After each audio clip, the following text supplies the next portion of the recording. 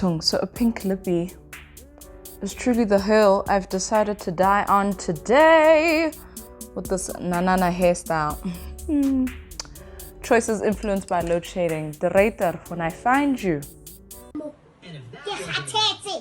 Mudima, help us.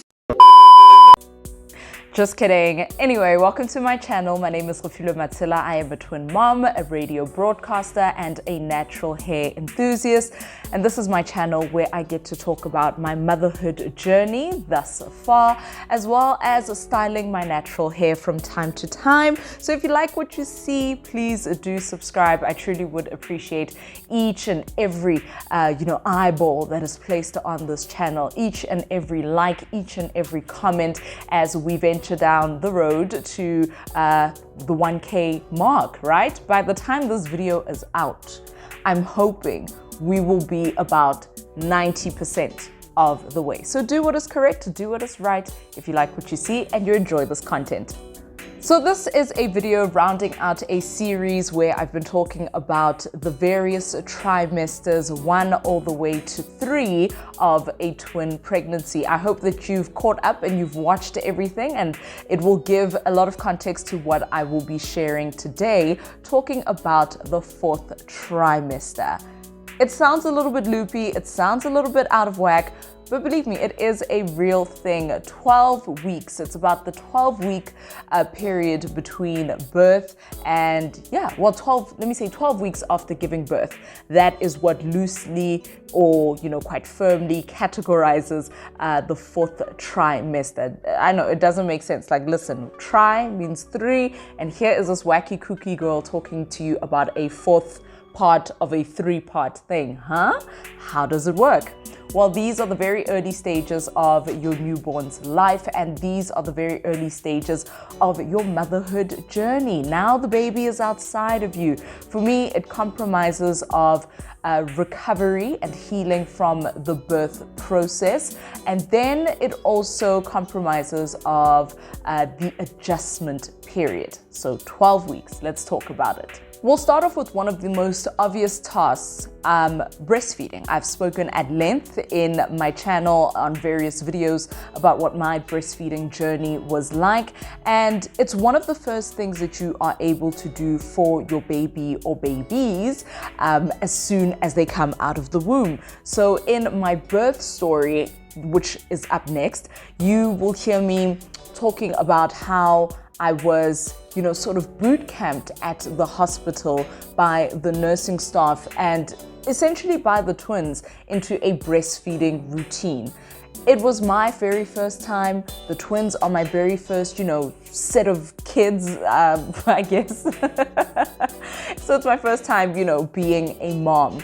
And breastfeeding was one of those hurdles, one of those adjustments that I had to make to my life during that 12-week period. So coming to terms that babies will breastfeed on demand, babies will breastfeed to soothe themselves if they're upset, babies will breastfeed around the clock. Remember, for these tiny little humans, they're also getting to know that, the world works on a 24-hour basis. When it's dark outside and, there's no sun, that's typically when, most of us, you and I, are used to sleeping. But for babies, they're still adjusting to life outside of the womb. And for you, that means adjusting to a breastfeeding schedule. It does get easier. You sort of manage to time and, find that rhythm, right? A flow, a routine, and your babies will ultimately lead the way. For my twin moms, my best piece of advice when you are starting off with breastfeeding: tandem feed. Breastfeed both babies at the same time. That somewhat puts them on the same schedule. They still are individuals with their bodies doing, what each one will do. But if you sort of synchronize your efforts, you will find that the babies, fall into that synchronization as well. So breastfeed them at the same time in order for you to have a flow. So afterwards you will change the nappy, you'll burp them, you'll do some cuddles, you'll give them their awake time, and you'll notice more or less they start to fall asleep at the same time. That was my saving grace. in surviving the 4th trimester and one of the greatest lessons that I learned. So one of the second things that I realized was rather challenging in my 4th trimester was the ultimate learning curve. Caring for a newborn baby, caring for another human who's like teeny tiny. For me, I had never been that close to the process of caring for a newborn. So when my niece was born in 2003, I was young. I was like, 9 years old? And a lot of that stuff was taken care of by, her mom, my sister, my mom, the nanny that we had around. So I wasn't really a part of that intensive care for a newborn. What I would do was help, on the periphery with other things. If it was washing dishes, if it was throwing away the nappies, those sort of menial tasks I had. And that was the closest I was in my immediate family to a newborn baby. But this time around, you're obviously the mom. You are, I hate to admit it, but the primary caregiver at this moment, especially if you are choosing to breastfeed. So it's learning about these tiny little humans who are quite resilient. They may look a little fragile and, and scrawny and wrinkly, but ultimately they are equipped with the same, skeletal structure that you have in your body. The muscle tone is obviously lacking or lesser than a full-grown, human, but you get to not be so afraid. I know with Dad, one of the first times that he held them, he was just like, whoa, okay, that uncomfortable sort of lifting of shoulders that people do when carrying a newborn. No, relax. Drop those shoulders down. You are carrying this baby. You are strong enough. You are able to care for this human. You are able to also soothe them. That was another thing I had to learn and develop, sort of this, I don't want to call it a maternal instinct, but a maternal instinct. Knowing that this cry is for food, that, this sort of temperature, if the room is too hot, if the room is too cold, my baby gets agitated. This is, the sort of environment. You will learn all of that. So caring for a newborn is one of the challenges that we experience in the 4th trimester. And if you're carrying 2 babies, 3 babies, 4 babies, you're gonna need, an extra pair of hands at least. Let's talk about something that is also very important in the 4th trimester. You are healing from a traumatic body experience, especially, in my opinion, if you had, actually not even especially, both kinds of birth, a vaginal birth or a C-section can be very traumatic and very taxing on your already super stretched out, tired, sore, aching, blood pressurized, poked and prodded, leaking, bleeding body. Look, we really truly do go through it, don't we? And you need to be very gentle with yourself at this time. By all means, my C-section mommies, take that post C-section care seriously. What the doctors tell you to do, when they tell you to drink your medication, when they tell you to insert the, what's it called? Suppository. Do all of that stuff in order for your pain to be managed in a proper way, so that you are able to care for this very new person in your life or people in your life who are very demanding as well. You cannot be pouring from an empty cup. So remember, with a C-section, which is what I had with the twins at 37 weeks, that's layers of your body being cut into. That's that skin, what is it? Your epithelial cells or your epidermis is the one. It's cutting through the skin, it's cutting through the fat, it's cutting through the muscle, the connective tissue, finally getting through your abs and all of that, getting into your uterus. There are so many layers. I will insert a picture or a graph or something, but once I wrapped my head around that, that's when I was a little bit gentler and slower, you know what I mean, with myself in terms of my recovery. So I said to myself, Refilwe, You have just had major surgery and you are up for a major task of caring for babies for the very first time. Be kind to yourself, move slowly. The advice that they give you, do not pick up heavy objects, don't push or pull anything, clean your incision, have someone help you.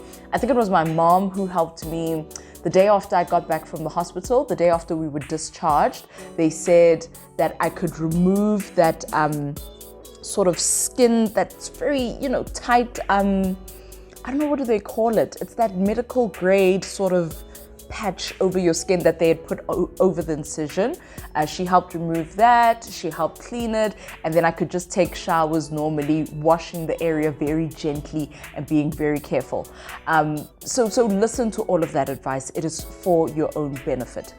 As you are healing, you should have an appointment with your gynecologist at the 6-week mark, and that should clear you for exercise, that should clear you for sex, that should clear you for anything else. You can just start moving a little bit more. During that healing phase of the 4th trimester, try and get active if that is your thing, but do walk around. Don't be seat bound, don't be bed bound. No, you're not bedridden. You're, God willing, you're still able to move around, and that encourages the healing process. So listen to your professionals and have your individuals. If you are the first one in your family getting a C-section, inform your family members or whoever will be there, your partner, of the things that you can do and the things that you cannot do. Have them reach out, have them hand the babies to you. Have them, if something falls, have them go down and pick it up. I think the best way after a C-section is to bend at the knees and not bend at the, at the waist, right? So not to hinge forward, but to kind of squat down. I stand to be corrected. I will find that correct information. Remember also to just take it easy. The healing process begins as soon as those babies are out of your womb. Your body kicks into cleansing mode, right? It knows exactly what to do after C-section, after a vaginal birth. It starts to realize, to say, okay, no more babies, no more baby. Time to wrap it up.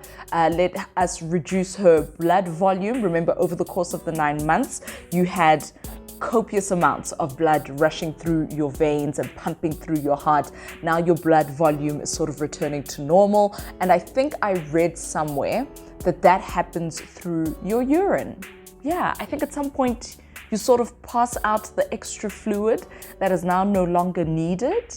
Very interesting. Remember during this time as well to eat a balanced diet, eat high fiber foods so that you aren't straining over your incision and stuff like that. Remember to drink your water. You should be, if you choose to, breastfeeding at this time. And what is the major component of breast milk? Water. Number 4 of what you can expect with your 4th trimester, or one of the challenges that I had to experience, and I'm here to share it with you. Look, we make it to the other side. Here I am. Here I am. I had to deal with the emotional sort of roller coaster I was on. And to be honest with you, I did not expect it.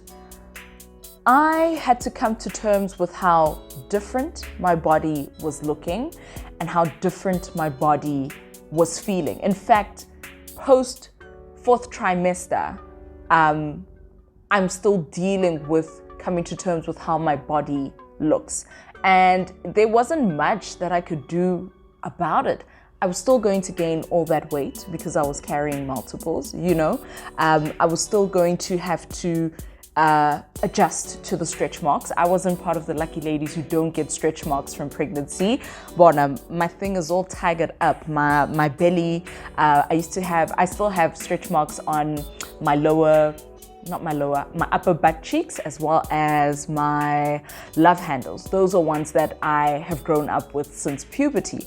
But now this tiger striation that is on my belly, oh my Lord, I really had to come to terms with that, and it was a bit of a challenge. So you come to terms with how much your body has changed. Remember, we've gone from extreme to extreme. I was stretched out, I was maxed out, and my weight, that's the highest it had ever been while I was pregnant. And now I'm coming to terms with, okay, the flabby stomach is there, the extra skin is there, the boobs, I've always had jugs, but they're a little bit, saggier. They're a little bit saggier, things are stretched out, your boobs are leaking, you are healing from an incision or a vaginal birth. You may have had stitches from tail to taint or taint whatever, down there. Be kind to yourself. You have gone through the most transformative, life-altering season ever, and you are within the first 12 weeks. So it's fine if you're not jumping back on that treadmill immediately. I thought I would have a snapback, but honey, to be realistic, I was raising twins as a first-time mom, with the support of friends and family and of course my partner. There was just no time. There was just no effort being put into how I looked. There was no interest in getting back or bettering the situation. So just be there in that current moment and know that things can change. Okay, apologies in the camera quality switch up. I'm now recording on my phone. My camera's acting up, it's not reading my memory card, and quite frankly, I don't have enough time to figure it out. I wanted to finish off this video though, so let's get back to it. So one of my final points is about what we, touched on in the beginning, that the fourth trimester is about mainly recovery and adjustment. That is what I found to be absolutely true. And the last part is adjusting to motherhood. Adjusting to the fact that you can't just get up and go whenever you feel like it. Adjusting to the fact that, your body is not yours alone still, even after giving birth to the baby. You're still sharing your time, you're sharing your energy, you are, you're cooking, you're providing breast milk, you are doing whatever it is that you need to do in order for your family and for yourself to survive. So adjusting to all the stress, all the worrying. If your child coughs or sneezes or does something funny within, the first 12 months or is crying because they have colic and you can't figure out why they're crying, you've changed a nappy, you've given them food, you've fed them, you've done everything. You've cuddled, you've swaddled, you've rockabye, you've adjusted the temperature. Bona, you've done it all. That level of worrying and caring for another human being or another set of humans was something I didn't think I possessed. But look, they are my be-all and end-all.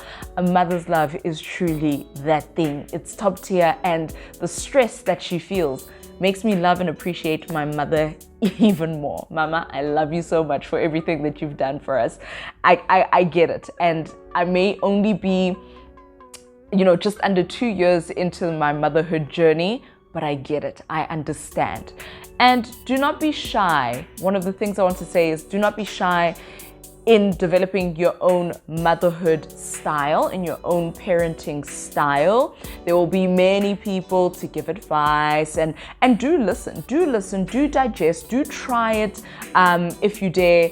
But ultimately find what works for you. And perhaps if you've thought about having kids forever, you sort of have an idea of the person you would like to be and the kind of household you would like to run. Stick to that and do not fall back. Let's get into some of my tips in order to survive the fourth trimester. Number one is be honest. Be honest to self, be honest to friends, be honest to family, and be honest to your medical professionals, right? So at that 6-week checkup, when your doctor's just, trying to have a chat with you, it may seem, quite on the surface, but what they're actually doing is trying to dig and check for your state of mind. Are you coping? Let's catch postpartum in its early stages and be aware of it and what it can do and how it affects your brain. Let's strike early and see if there are medical preventions, lifestyle changes, things of that nature that can be done. Be honest with yourself if you are not coping. Be honest with your friends. Vent and say, you know what, girl, this kind of sucks. That is totally okay as well, you know? Do not bottle up. Be open and honest with friends, family, yourself, as well as your medical team. Number 2 is be patient. First time mommy, be patient with yourself. Be patient with everyone around you, but mostly self. We tend to put ourselves under a lot of pressure, right? And it's a big adjustment. That's the other part we said. 4th trimester is adjustment and recovery. So you're still recovering, you are adjusting. Be patient with yourself. You will learn things as your baby learns to be a human outside of the womb. When a baby is born or when babies are born, it is quite often said that parents are born. And that's true. Think about it. What experience did you have beforehand? You know, you may have, yes, been raised around younger cousins and you know, younger siblings and all of that. But now this is yours. This is your baby. This is you and your partner learning how to become parents for the very first time. So be patient with each other as well. Number 3 is have some help so you can rest. One of the things that truly was a game changer in my 4th trimester was how my partner was able to pick up on cues.